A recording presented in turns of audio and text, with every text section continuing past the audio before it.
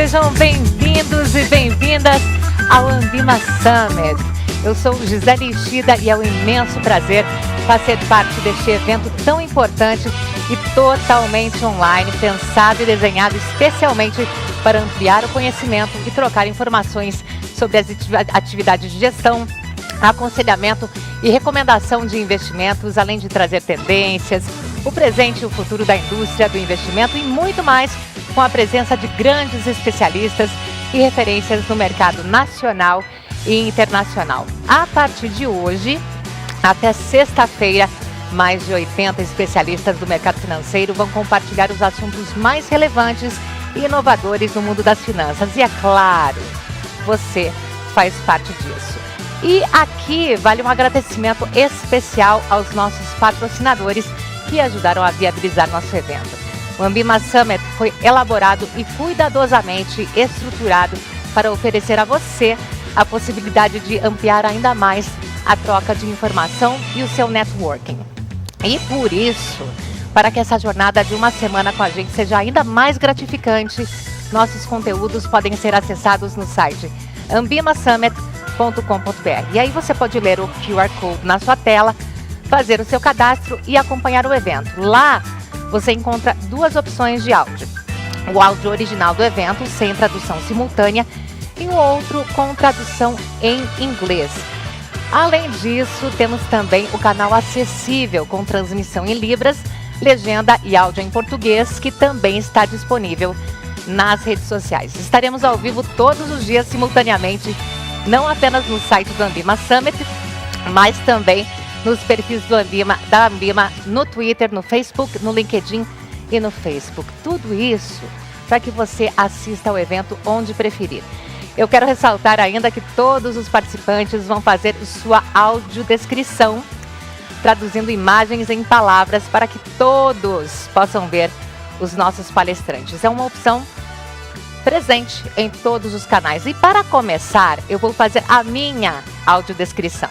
Meu nome é Gisele Ishida, eu sou apresentadora do Ambima Summit e sou descendente de japoneses, tenho cabelos pretos, trançados de um lado da cabeça, ondulados do outro, uso um colar dourado no pescoço, um vestido longo preto e estou em um palco com 2 grandes painéis de LED, onde acontecerão aqui as nossas conversas, os nossos debates. E agora, seguindo em linha com os propósitos da Ambima de fortalecer o mercado de capitais, democratizar conhecimento e compartilhar informações essenciais para toda a sociedade, abrimos o evento com um panorama sobre o momento atual e com um pouco da nossa história para apresentar a vocês o Ambima Summit. Vamos ver? Com a autoridade de 20 anos de história, apresentamos agora o evento mais tradicional do mercado, totalmente reimaginado, online e gratuito. Uma nova experiência totalmente criada para o universo digital. Esse é o Ambima Summit. Você estará conosco nos próximos dias em múltiplas plataformas digitais para mergulhar nos assuntos que mais interessam aos mercados financeiro e de capitais. Ao longo de toda a semana, vamos ouvir mais de 80 pessoas, entre profissionais de mercado, consultores, especialistas e grandes nomes nacionais e internacionais. Vamos juntos debater assuntos de mercado e os desafios sociais, econômicos e políticos que se descortinam num mundo ainda fortemente impactado pela pandemia. Vamos analisar juntos os vários aspectos da nossa indústria de gestão de recursos. Vamos olhar para o ecossistema de distribuição de produtos de investimentos e para os vários agentes que orbitam em torno das atividades de aconselhamento e recomendação de produtos, assim como educação financeira. Vamos debater o crescimento da nossa indústria de fundos, que acumula quase 7 trilhões de reais em patrimônio líquido, distribuído em mais de 29 milhões de contas e 25 mil fundos. Para onde caminha essa indústria, que agora experimenta um crescimento nos investimentos no exterior e a expectativa em torno de novas regras que devem ser publicadas nos próximos meses. Vamos falar dos desafios que o Open Banking e o Open Investment trazem para as instituições e do poder transformador que o compartilhamento de informações terá sobre o mercado. E falando em transformação, como os influenciadores digitais estão mudando o jeito como se fala sobre investimentos nas redes sociais. Estamos de olho nisso e esse debate certamente vai aquecer nosso evento. Afinal, são mais de 266 influenciadores que estão por aí falando de investimentos e alcançando um público superior a 74 milhões de seguidores. Não faltará espaço para discutirmos também práticas de sustentabilidade dos nossos mercados e mergulhar nos resultados de um estudo inédito que mapeia como o tema ESG vem sendo tratado pelas instituições. Mas iremos além. Afinal, os contextos social e político impactam diretamente no cenário econômico. Por isso, expoentes como Nouriel Roubini, Amy Webb, Katia Neal e Ian Bremmer estarão conosco, jogando uma luz sobre as grandes tendências mundiais. O mundo pós-pandemia certamente será diferente e precisamos olhar para ele. Mas você não será apenas ouvinte. A partir de agora, você é parte atuante nessa história. Durante os 5 dias de programação, você poderá interagir com outros participantes em tempo real pelo nosso site, enviar perguntas aos palestrantes, acessar canais de som originais sem tradução simultânea e obter seu certificado de participação. Basta para isso se cadastrar em nosso site www.ambimaSummit.com.br. É chegado o momento. Receba agora nossas boas-vindas ao Ambima Summit. Um novo tempo pede uma nova experiência. Sem dúvida, os nossos encontros, antes chamados de Congresso Ambima de Fundos de Investimento, sempre promoveram informações valiosas e muito aprendizado. E agora estamos de casa e de evento novo. É a chegada do Ambima Summit. E a nossa jornada será surpreendente, certamente. Iniciando o nosso Ambima Summit, temos o prazer de chamar Carlos Ambrosio, presidente da Ambima, Zeca Doerti, superintendente-geral também da Ambima, e Juliana Rosa, jornalista, para uma conversa sobre os principais temas em debate na Associação Brasileira das Entidades do Mercado Financeiro e do Mercado de Capitais. Vamos conhecer um pouco do que pensam essas lideranças sobre o atual momento econômico e de mercado e qual é o posicionamento da associação para temas como internacionalização, sustentabilidade, gestão de recursos, tudo isso e muito mais no nosso primeiro programa Na Pauta do Mercado. É com você, Juliana.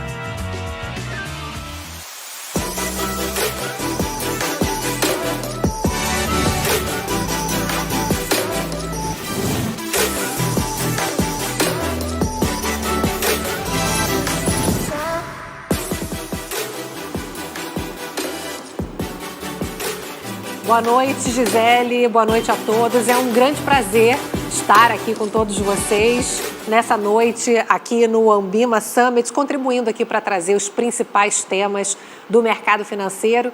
Eu sou a Juliana Rosa, sou jornalista, sou ruiva, tenho 1,68 m, 44 anos e estou muito bem acompanhada aqui pelo Carlos Ambrosio, Zeca Doerti. Boa noite aos dois. Muito bom estar aqui com vocês. Boa noite, Juliana. Obrigado. Boa noite, Zeca. Boa noite a todo mundo que está nos acompanhando. Bom, eu sou Carlinhos, homem, 55 anos, estatura média, cabelos escuros, barba. Estou vestindo uma camisa azul claro e um paletó azul marinho. Boa noite, Gisele, boa noite, Juliana, boa noite, Carlinhos, boa noite a todos. Sou o Zeca Doerti, homem, branco, uso óculos, tenho pouco cabelo, estou com um paletó azul marinho e uma camisa branca. Se descrever é muito difícil, né? Parece fácil, mas eu fiquei pensando um monte de coisa que eu podia ter falado, né? Falei minha idade, né? O peso eu não quero falar. É verdade. Bom, a gente vai começar falando aqui sobre um assunto que é muito peculiar, pelo qual o mercado de capitais atravessa. A gente está aqui acompanhando recordes consecutivos de IPOs, de captação de fundos de investimentos. Ao mesmo tempo, a gente está vendo a economia se recuperando, mas se recuperando devagar, com uma inflação muito alta, acima de 10% nos últimos 12 meses, um desemprego também ainda muito alto, na casa dos 14 milhões de brasileiros. Ambrósio, queria primeiro fazer essa comparação, esse descolamento entre o mercado de capitais e a economia real. Por que é tão grande esse descolamento? Bom, sem dúvida a gente está passando por um momento de descolamento muito grande, né? E se a gente parar para dar uma pensada, quer dizer, acho que a gente tem passado por um momento único, que é esse momento da pandemia, né? O momento da pandemia, o que ele provocou? Ele provocou para todas as pessoas um primeiro sentimento de insegurança ou de não saber o que vai acontecer. Junto com isso, a gente teve um movimento muito rápido e efetivo dos governos e dos bancos centrais, que conseguiram deixar os mercados trabalhar sem nenhum tipo de ruptura. Então, se você olhar esse cenário de segurança no ambiente com mais liquidez e num ambiente com taxa de juros baixo, levou as pessoas a poupar, e de gasto menor, levou as pessoas a pouparem mais, começarem a se envolver um pouco mais de como buscar alternativas de investimento, e o que acabou gerando então uma demanda e o interesse por outros ativos no mercado financeiro que justificam essa evolução no mercado financeiro. E agora a gente espera que a economia venha recuperar, né? Agora, no momento mais recente, a gente está passando a um momento de aumento de taxa de juros, inflação, muito pela desorganização na cadeia produtiva, né? E pelo aumento de liquidez que a gente teve. Mas eu acredito que isso aí vai ter mais um rebalanceamento de carteira para mais demanda em renda fixa, mas essa tendência de interesse e procura continua. A gente está falando aí internacionalização também do mercado de capitais brasileiros. Esse foco no exterior, ele vai na contramão da necessidade de crescimento e consolidação do mercado brasileiro ou não, Carlinhos? Eu acho que não, acho que são complementares, né? Quer dizer, se a gente olhar o Brasil, ele ainda é uma economia fechada, principalmente se a gente comparar com outros países no mesmo momento de desenvolvimento, né? A gente tem o lado comercial do Brasil super inserido no mercado global, né? Se olhar o padrão de consumo, a parte toda comercial, pauta comercial brasileira, ele é inserido, ele é globalizado. Já a parte de investimento, ela ainda é tímida, né? Ela começa a se desenvolver mais, né? Se olhar o padrão de consumo do brasileiro, já leva em conta vários produtos que têm algum componente internacional, ou a própria gasolina, que é um tema mais recente que todo mundo está acompanhando de perto, né? E então a gente fala, do lado do consumo, do lado comercial, você tem essa inserção, essa globalização, do lado do investimento tem que acontecer a mesma coisa, é super saudável. É claro que a gente sempre está olhando como pauta da associação o fluxo tanto de recursos saindo como recursos entrando. Essa flexibilidade, essa fluidez nos capitais é importante para poder ter uma diversificação saudável, ter uma pauta saudável. É importante, né, Zé, que a gente pensar num leque mais amplo, cada vez mais de opções para o investidor. E aí a gente tem que falar aqui do Open Finance, né, que é o assunto aí do momento, outro tema que certamente você vai ouvir bastante aqui no Ambima Summit. E ninguém tem dúvida que é uma iniciativa inovadora e vai impactar muito o mercado. As instituições financeiras, você acha que o Open Finance para elas é uma ameaça ou é uma oportunidade? Juliana, a gente vê que é uma grande oportunidade. Aliás, são várias oportunidades para as instituições financeiras.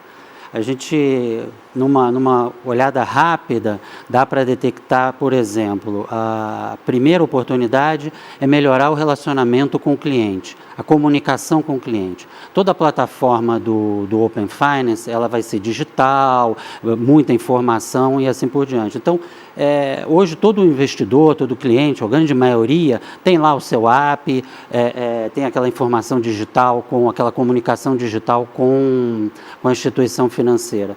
Então aí já vem uma primeira oportunidade de acelerar e melhorar esse canal de comunicação com o investidor.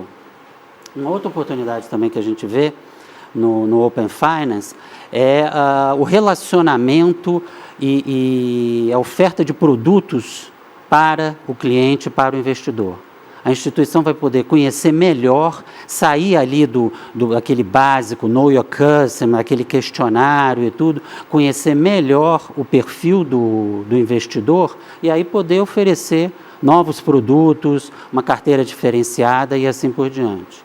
E uma terceira oportunidade para a instituição, que a gente também detecta, assim, ainda está numa fase de implementação, então ainda tem muita coisa para acontecer, é que a própria instituição vai poder olhar aquilo como novas fontes de receita para ela, fazer parcerias com fintechs, com empresas de informação, para poder estar, de novo, oferecendo novos produtos. Então, tem uma série de oportunidades aí que as instituições estão vendo. Então, definitivamente é oportunidade. Isso para o consumidor nem se fala, né? Você ter competição, você ter mais produtos, a oferta, né, de produtos é muito importante.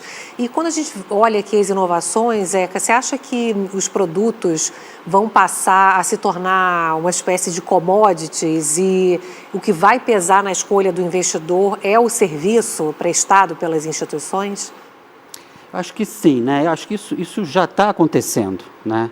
E não é uma exclusividade do mercado financeiro ou do mercado de capitais. Se você olhar no mundo todo e aqui no Brasil, já tem essa tendência de comoditização dos produtos e o que vai fazer a diferença é o serviço que é prestado pela instituição, pelo agente de mercado, e é isso que vai fazer a diferença e que aí o investidor ou o cliente vai estar podendo optar, né? Porque tem uma tendência à padronização dos produtos, né? Se você pegar, por exemplo, aqui a situação aqui do Brasil hoje, né, de investimento, você tem aí, que nem o Carlinhos comentou, né, um ambiente de queda de taxa de juros, né, ou pelo menos taxas de juros mais baixas um pouco, o investidor, de uma maneira geral, procurando manter ou então aumentar a rentabilidade dele através de novos produtos e assim por diante. Então, isso já está transformando um serviço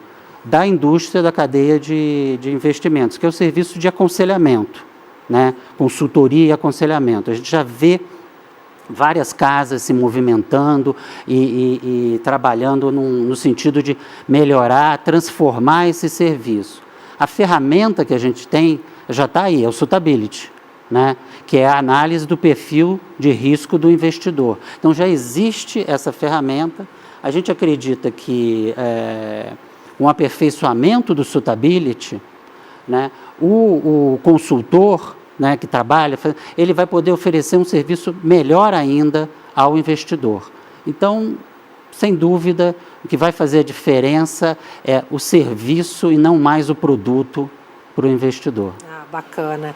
E cresceu muito, né, o número de influenciadores digitais. Isso também tem um lado muito positivo, que hoje você consegue ter acesso a muita informação pela internet, explodiu o número de pessoas falando pela internet, nas redes sociais, e a Ambima está olhando para isso, Carlinhos, essa questão de autorregular os influencers. Como é que a associação entra? Qual é o papel da associação em relação a isso? A gente está acompanhando muito o trabalho desses agentes, né, dos influenciadores. Ainda não tem uma discussão quanto à questão de regular, acho que não é o caso no momento, mas como o Zeca mencionou agora, né, o que a gente viu foi, num cenário, num ambiente de taxa de juros mais baixo, uma procura cada vez maior por alternativas para poder trabalhar o seu recurso de uma maneira mais eficiente. Né? Antigamente você botava o dinheiro ali num fundo de renda fixa, né? Com taxa de Na juros, poupança. com taxa de juros alta, a tendência da pessoa procurar alguma coisa era menor, né? Com a taxa de juros mais baixa, ele tende a procurar, né? E sem dúvida o influenciador veio ajudar muito a educação financeira, veio atender essa demanda por informação, essa sede por informação, essa sede por conhecimento. Vários deles estão fazendo um ótimo trabalho, a gente tem monitorado, eu já vou falar disso, mas infelizmente o que a gente tem que ter uma atenção são alguns poucos que podem estar ultrapassando a questão da informação e da educação financeira e indo para uma área que é uma área de aconselhamento ou uma área de recomendação, o que não é exatamente o papel do influenciador, né? Isso aí cabe muito mais a um consultor, a um gestor, que é um profissional qualificado, regulado, autorregulado. Então, assim, a nossa preocupação é em que isso não aconteça. Então, até o que a gente começou a fazer e continua fazendo foi, a gente começou um trabalho junto com uma empresa, a gente contratou uma empresa especializada para começar a monitorar a atividade nas redes, em todas as formas, desses influenciadores, para entender como funciona, o que eles falam, que produtos eles falam, como eles interagem com o seu público, né? Então a gente chegou agora, assim, é um universo de 266 influenciadores, a gente tem monitorado, e que atingem 74 milhões de seguidores. É muita gente, né? É muita gente, né? Se eu imaginar 74 milhões de seguidores. E crescendo, né? E crescendo. Crescendo, isso é um número que não para, né? E é um trabalho contínuo que a gente faz, é um trabalho que a gente compartilha com o regulador, com a CVM, que também tem monitorado e tem atuado em cima de possíveis desvios. Mas para nós é uma informação muito rica, porque a gente entende que com isso a gente vai ter mais insumo até para nos auxiliar na forma com que a gente trata a questão da educação financeira dentro da associação, que é também um dos pilares da associação. Interessante. Agora vamos falar um pouquinho da indústria de fundos, porque a CVM está revisando a regulação de fundos, ficou em audiência pública até abril desse ano e a Ambima se posicionou pelo fim da assimetria entre os BDRs e os fundos de investimentos. Qual é a expectativa agora da associação sobre a publicação da norma? Assim, primeiro a expectativa quanto à time, né? O Marcelo vai estar aqui num quadro conversando também, né? A nossa expectativa era para esse ano, mas acho que a informação é que vai vir mais para o ano que vem, começo do ano que vem. A nossa expectativa é que a gente acabe com essa assimetria, né? Se a gente for olhar o varejo, o público em geral pode acessar o mercado internacional via o BDR, e a gente tem um produto que é fundos, que é um produto gerido por um profissional que é regulado, autorregulado, que se o varejo for acessar, ele só está limitado a 20% da carteira. Então a gente acredita que é muito importante liberar e dar acesso ao gestor profissional a 100% do mercado para ofertar o varejo, que pode ser uma porta de entrada para essa diversificação muito eficiente e também uma porta de entrada para o desenvolvimento ainda maior da indústria local de gestão, né? Tendo outras alternativas para buscar retorno nas suas carteiras, né? Outro assunto que vem merecendo destaque na pauta da Ambima é a questão da sustentabilidade da Ambima e do mundo todo, claro. Eu tenho sentido que isso está crescendo rapidamente, esse interesse, tanto do investidor quanto das empresas. Queria perguntar para você, Zeca, quando é que o ESG vai pegar de fato? Juliano, o ESG, quer dizer, todo esse tema sustentabilidade ESG, ele vem... É um tema, ele não é um tema maduro ainda, né? Então ele é um tema em desenvolvimento, não só aqui no Brasil, mas também lá fora. Eu participo de vários fóruns internacionais e tudo, então a gente tem a oportunidade de ver que ele vem crescendo, né? O que a gente vê aqui no Brasil principalmente no setor privado, e aí eu falo não só mercado financeiro, mercado de capitais, mas no mundo corporativo, os próprios reguladores também e tudo, uma preocupação nesse momento muito de aprender, né? A gente tem que aprender e para poder entender, tomar consciência e aí começar a fazer a aplicação, por exemplo, dos princípios ESG nas suas respectivas indústrias, né? Então, para poder evitar, se a gente às vezes acelerar demais, né? Você pode, como o Carlinhos costuma falar, não tem atalho em novos investimentos, né, na inovação. Tem que passar por vários processos de aprendizado e aí você incorporar isso na cadeia de investimentos. É nessa fase que a gente está, de aprendizado, de estudo, discussão com o regulador, de como implementar isso. Agora, a Ambima está super ligada nisso. A gente tem uma agenda ESG, ela não é nova, a gente já, antes da pandemia, eu costumo brincar, dizer que antes da pandemia a gente tinha uma agenda ESG e agora, pós-pandemia, a gente tem uma nova agenda ESG. A gente já vinha acompanhando esse tema, a gente no final de 19, início de 20, a gente lançou um guia ESG para a indústria de asset management, né? Já estabelecendo ali alguns princípios a serem seguidos. A gente tem uma classificação de fundos ESG que vem desde 2008. Então, para você ver que não é um tema novo, né? É claro que com a pandemia esse tema acelerou, esquentou e fez com que a gente acelerasse e intensificasse a nossa agenda. A gente lançou agora recentemente a agenda Ambima ESG e ela trata basicamente assim, a gente vem fazendo uma avaliação de maturidade dos agentes de mercado, até para a gente não implementar nada sem saber a maturidade dos agentes de mercado. A gente pode, para não atropelar, justamente Sim. isso. A gente vai estar incluindo nas nossas certificações conteúdo de ESG. É super importante você ter o profissional de mercado preparado para lidar com os princípios ESG. Como o Carlinhos comentou aqui antes, também tem nos nossos conteúdos e treinamentos para investidores, entendeu? Também incluir os aspectos ESG, porque o investidor também tem que estar preparado para lidar com o assunto, né? E agora, recentemente, a gente até colocou em audiência pública, a identificação de fundos ESG e de casas de assets ESG. Né? Porque mais importante aqui a gente vê do que ter um fundo comprando um ativo sustentável, é melhor você ter um fundo que tenha uma política de investimento ESG, é melhor você ter uma casa de ativos ESG, então com cultura de ESG. Né? Isso é que é mais importante nesse período que a gente está implementando os processos de investimento ESG. É importante olhar o copo meio cheio dessa pandemia toda, a busca dessa riqueza que vai além do dinheiro, né? Uma riqueza mais ampla, né? Sustentabilidade, de inclusão. Bom, isso é só um pouquinho, viu, do que você está ouvindo aqui, de muita coisa bacana que você vai poder acompanhar aqui até sexta-feira. Eu agradeço aqui essa conversa com o Carlinhos, o Zeca. Vou continuar tirando casquinha aqui, porque eles sabem tudo. Tem várias perguntas aqui de investimentos para os dois. Vou aproveitar o serviço qualificado. Obrigada a todos, Gisele. A gente volta aí com você.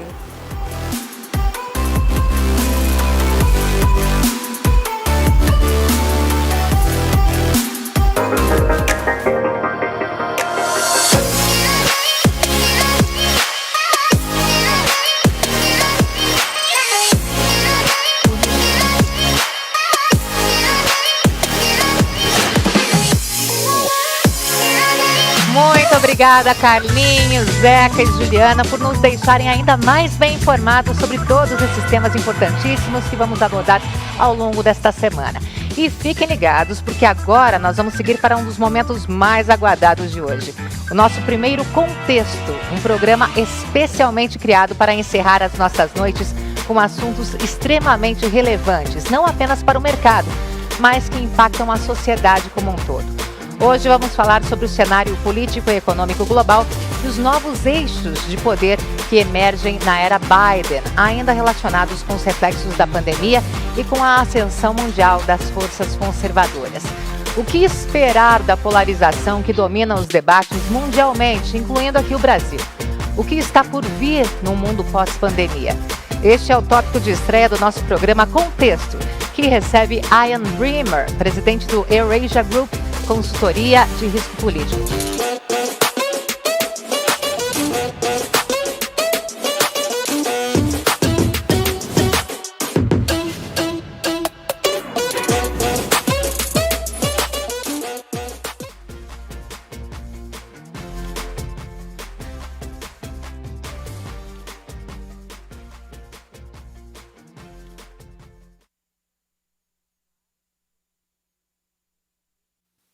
Atrás de um púlpito. Hoje a gente vai ter o prazer de conversar com o Ian Bremmer. Vamos fazer algumas perguntas. A audiência pode mandar perguntas pelo site. E agora eu vou passar para o inglês para conversar com o nosso convidado. Muito obrigada, Ian, por compartilhar o seu conhecimento e o seu otimismo em relação aos desafios que estamos enfrentando atualmente. Com essa guerra entre os Estados Unidos e a China, estamos nos movendo para um mundo fraturado em que nós teremos cadeias de suprimentos, internet separadas e todas as deficiências que vêm junto com isso?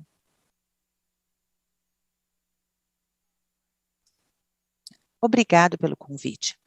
Não creio que nós estamos nos movendo na direção de uma cadeia de suprimento totalmente separada.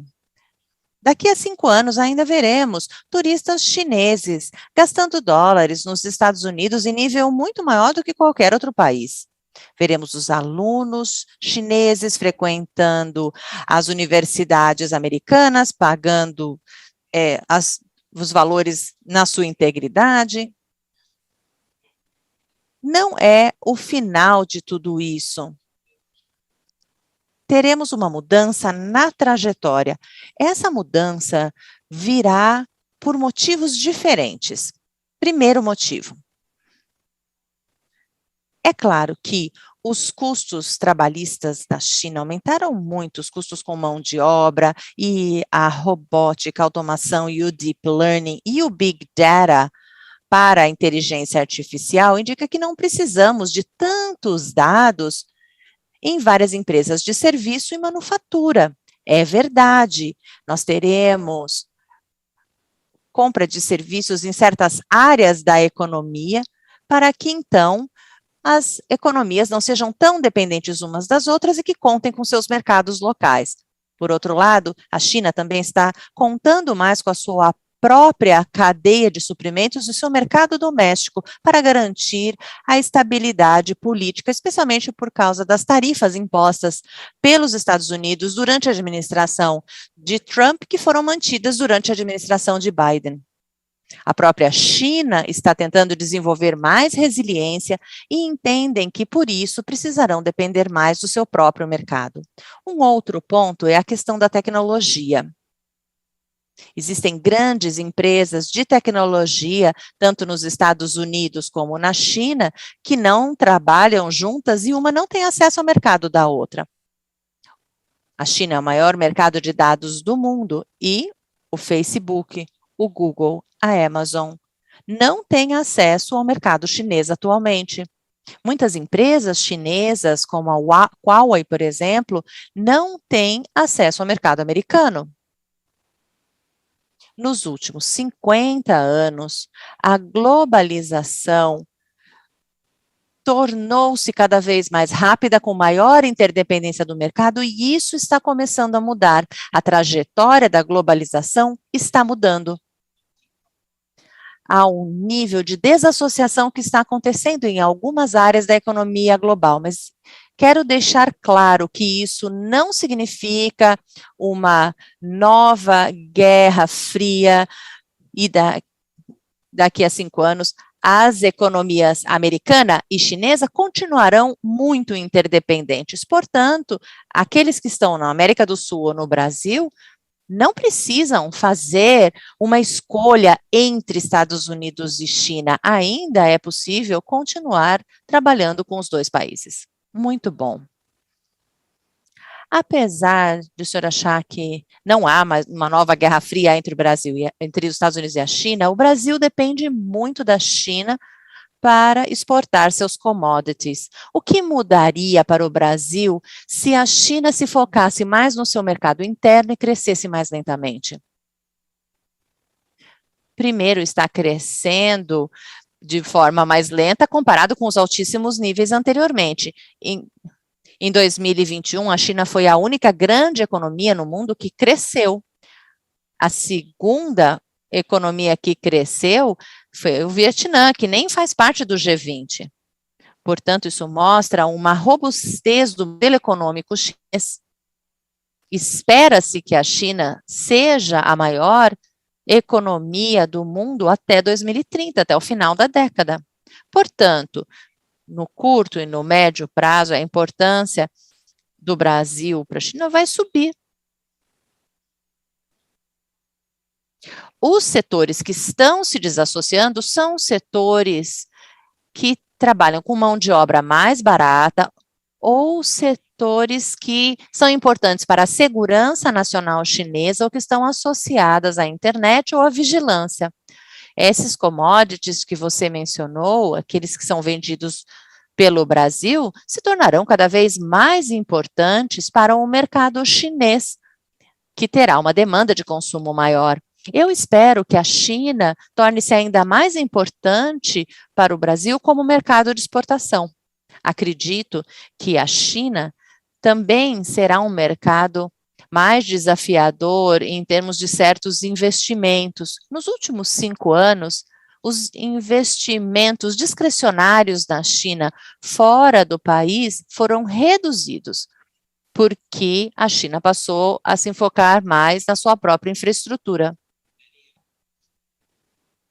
Certos investimentos serão mais inflacionados e aí o Brasil não se beneficiará tanto desse tipo de investimento externo chinês, especialmente na área de rodovias. O senhor sabe que o presidente Bolsonaro segue a cartilha do presidente Trump, especialmente em relação às eleições. Qual a sua preocupação com a eleição presidencial no Brasil em 2022, considerando as nossas instituições democráticas, que são muito mais frágeis que as americanas? É verdade, são mais frágeis do que as instituições americanas, mas são mais fortes que as instituições na Turquia ou na Hungria, e esses são 2 casos que contam com líderes de tendência autoritária. Ainda assim, as instituições nesses países tentam se manter. Talvez nas próximas eleições na Hungria, essas instituições caiam, talvez se mantenham, e na Turquia, nós vemos que Erdogan está perdendo muito sua popularidade e talvez não consiga manter o poder por muito mais tempo. Eu não acho que o Brasil está na mesma categoria desses países. O Brasil tem um judiciário independente, apesar de dizerem que é politizado. O Brasil tem uma área militar independente, mesmo com Bolsonaro, apesar do Bolsonaro ter pessoas fiéis na área militar.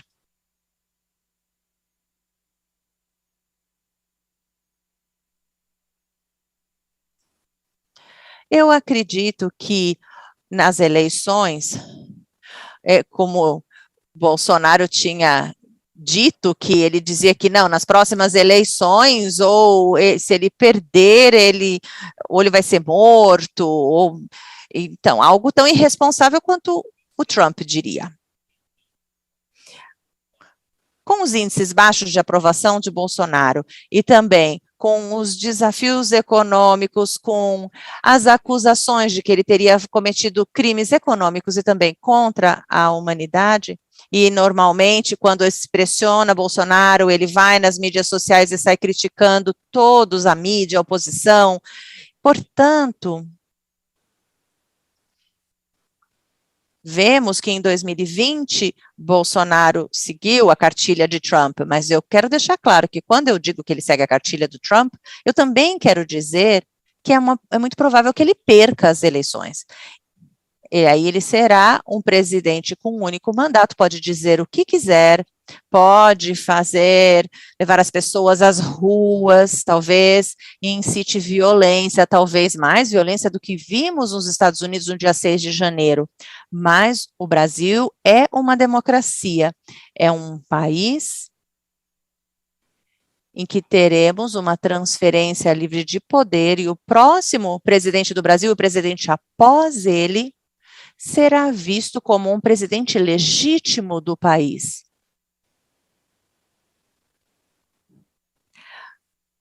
Portanto, quando o presidente eleito fala que as eleições foram roubadas e que 30% da população que acredita nele, nós temos uma deslegitimização dessas instituições. O país torna-se mais fraco, a política torna-se mais fragmentada, tribal, é difícil trabalhar no longo prazo. Nos Estados Unidos ou no Brasil, há pessoas que acreditam que o principal inimigo está dentro do país, não é um adversário externo. É claro que isso enfraquece a sua democracia quando nós paramos de ver uns aos outros como cidadãos que tentamos tornar o país um lugar melhor. Tudo bem, com opiniões políticas diferentes, mas todos patrióticos. Atualmente, no meu país, os democratas acreditam que aqueles que apoiam Trump são traidores, e aqueles que apoiam Trump acham que os democratas são inimigos do povo. Essa realidade torna o meu país mais fraco. Ainda é uma democracia, mas não tão forte quanto o Canadá, ou a Alemanha, ou o Japão. Esse processo está acontecendo no seu país também. Infelizmente, é o que eu vejo, mas não creio que vá terminar tão cedo. Temos uma pergunta de Giovanni Carpi, da nossa audiência. Ian, qual é a sua percepção? Qual você acha que é a percepção dos investidores da economia brasileira quando os limites de gastos, o teto de gastos está sendo ignorado e que não há austeridade fiscal? É claro que os mercados não gostam dessa situação, e nós vimos o impacto disso na moeda. É claro que existe a possibilidade do Brasil entrar em recessão no ano que vem, mas não dá para apostar nisso.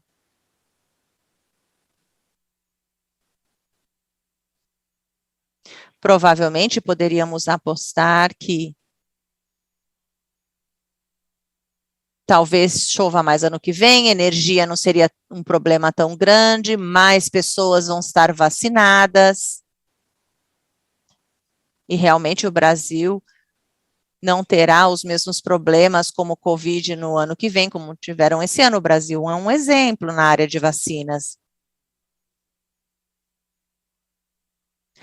A economia, realmente a esperança para a economia, ela não vai implodir.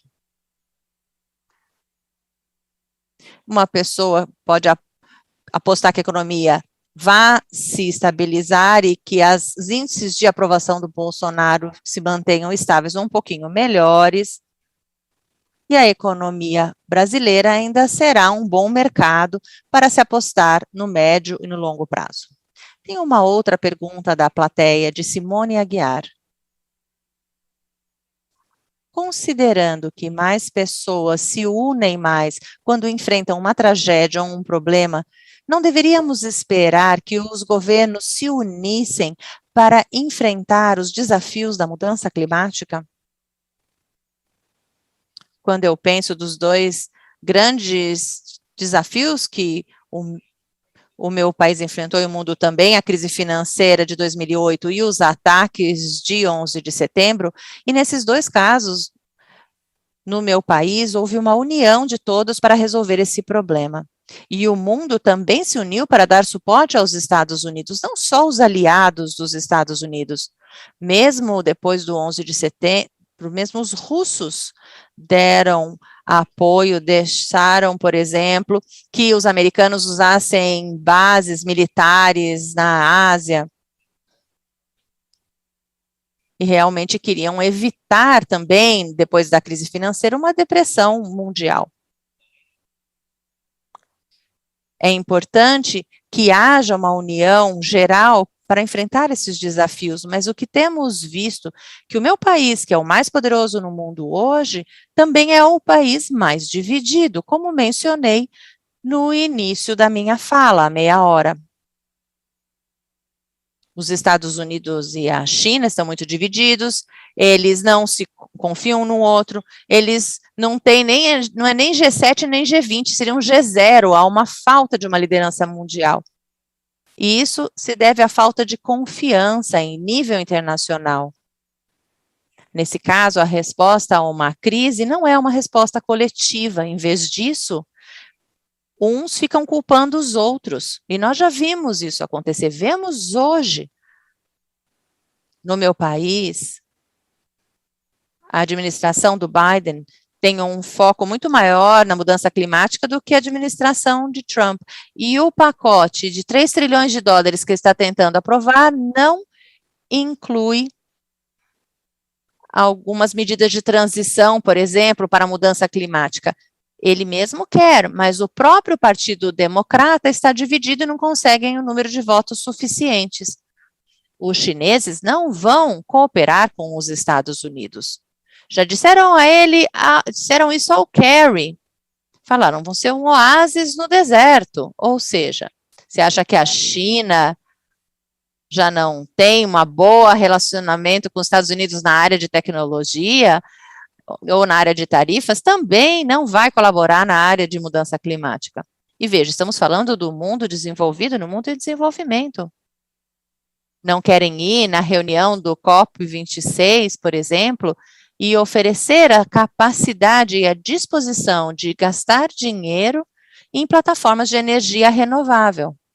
Os países ricos realmente acham que os países, vocês foram aqueles que são responsáveis por isso, gastaram exploraram o território, inclusive a Amazônia, gastaram o carbono, e agora falam, olha, Brasil, você tem que se comportar de maneira responsável, mas cadê a equidade aqui nessa relação? Eu sou americano, mas também sou um cidadão global, eu sou muito empático a essa causa. Nós, nos Estados Unidos, temos que estar dispostos a aceitar parte dessa responsabilidade pelas pessoas pobres no mundo.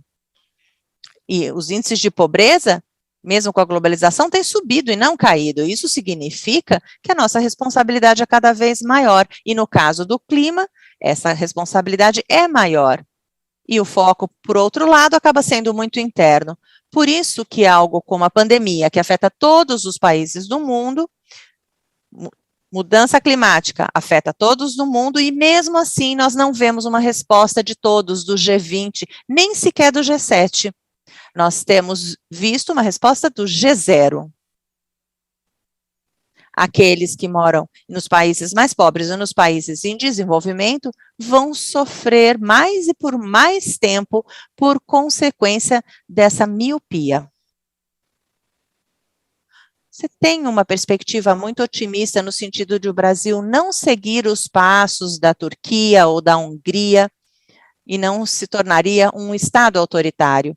Mas se nós formos pensar o que está acontecendo nos Estados Unidos, grande parte dos eleitores americanos acreditavam que as eleições foram fraudulentas e 50 processos foram movidos contra isso, e é um país muito polarizado, como o senhor disse. Então, Será que no Brasil não acabaremos com a mesma situação?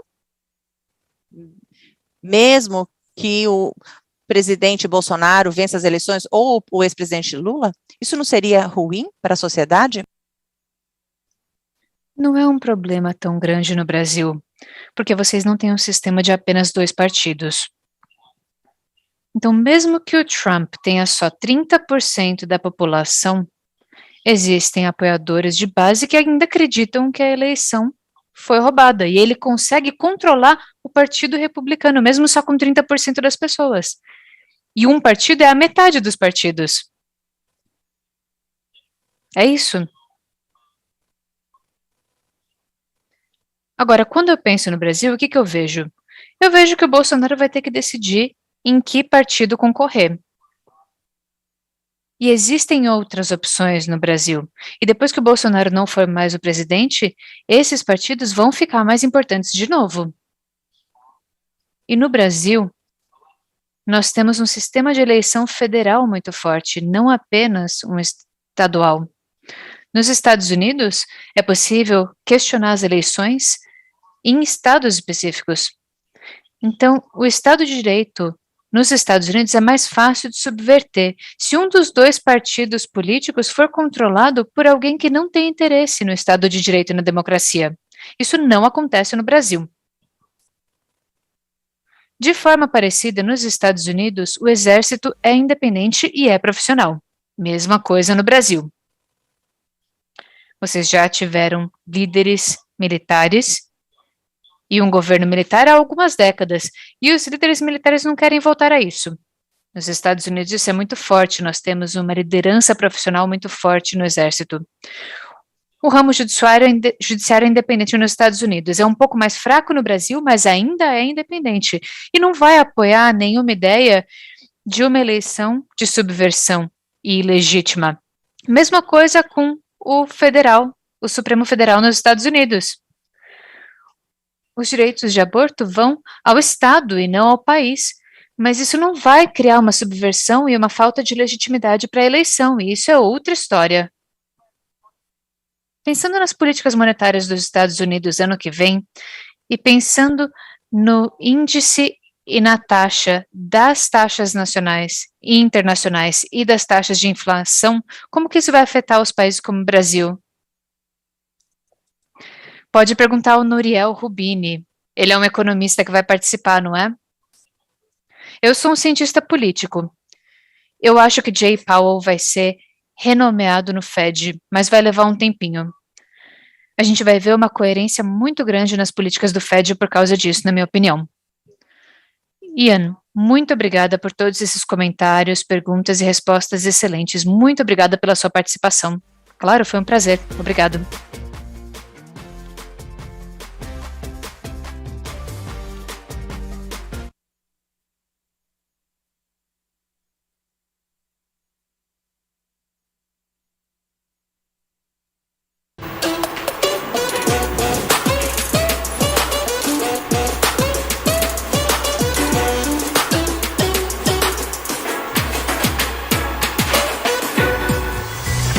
Em nome da Ambima e do público conectado aqui com a gente, muito obrigada, Ian Bremmer, muito obrigada, Patrícia, pelo nosso contexto dessa noite. Hoje tivemos um dia extremamente proveitoso, né? Um esquenta do que será a nossa semana de Ambima Summit. Nos próximos dias também não vão faltar temas relevantes com gente qualificada aqui para abrir nossos horizontes e provocar reflexões. E amanhã vamos saber o que está por vir no cenário econômico brasileiro e conhecer a mente do investidor estrangeiro. O que será que mudou depois da pandemia, hein? Eu quero também ressaltar a presença do nosso speaker da noite de amanhã. É o economista Nouriel Rubini, responsável por prever a crise de 2008, lembra? Preciso dizer mais? Não, né? Será um dia único que você não pode perder. E tudo isso com a participação de vocês no envio das suas perguntas por meio do site do Ambima Summit. É bem simples. Leia o QR Code, entre no site e se cadastre. Você pode acompanhar o evento nas redes sociais também da Ambima, mas só no site você consegue enviar perguntas e interagir com qualquer participante. Networking é real sim, aqui no Ambima Summit. Eu quero pedir a todos que preencham a nossa pesquisa de satisfação na área logada do site sobre o conteúdo que a gente trouxe hoje aqui. A sua opinião é muito importante para nós. Eu aguardo vocês amanhã, a partir das 10 horas da manhã. E eu desejo por hora a todos um ótimo final de noite e bons investimentos. Até amanhã!